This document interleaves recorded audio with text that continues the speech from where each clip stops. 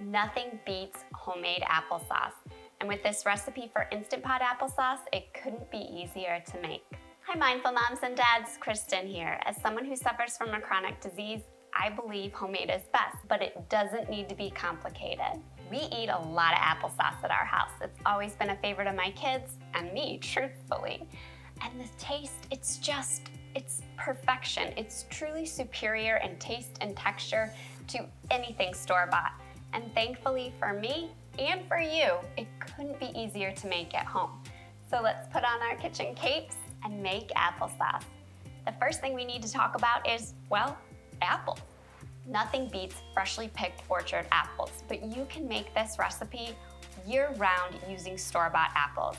You can use a variety of apples, or you can use all of one type of apples. You can even use the apples that are a little bruised and maybe are marked down in price because they don't look so pretty. Those are perfect to use for homemade applesauce. Today, I'm using a variety of apples. I'm using some Gala, some Fuji, and even a couple Granny Smith apples. I wouldn't recommend using only Granny Smith apples for homemade applesauce, but adding in a couple really helps to balance out the sweetness, and it's my son's personal favorite. Regardless of the apples you use, you want to give them a really good scrub because we are not going to peel our apples. That's right. This applesauce recipe is made without the need for peeling your apples.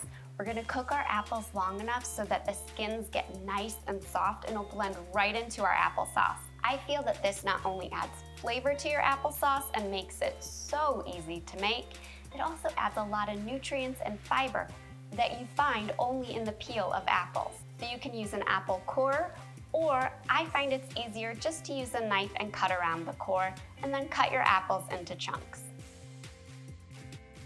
I'm using about 3 pounds of fresh apples today. You can make this with 5 pounds of apples. If you have an 8-quart Instant Pot, you could make this with 1 pound of apples. It really doesn't matter the amount of apples that you use. You're gonna use the same cooking liquid regardless.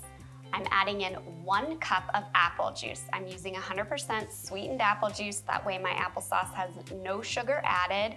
The apple juice will really help to enhance that apple flavor and be a great cooking liquid for our applesauce, but of course you can use water. That's it. I mean, really, really easy. So we're gonna pop our lid on our Instant Pot. Make sure your vent knob is pointed towards sealed, and we're gonna cook for 12 minutes on high pressure. That's gonna give our apples enough time to really break down and the skins to get nice and soft. Once cook time has elapsed, let pressure release on its own for about 10 minutes. Then open up your Instant Pot. Oh, it smells like fall in here. It reminds me of going to apple orchards and picking apples. Oh, it's one of my favorite things to do.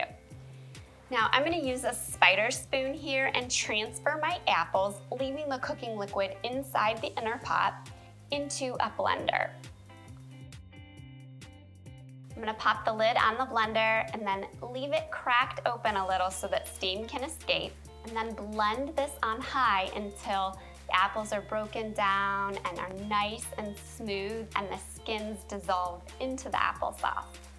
Now, if you need to add cooking liquid to the blender, just add that in as you blend. You may use all of it, you may use none of it. Pour your applesauce into a serving dish. You can eat it warm, you can let it cool.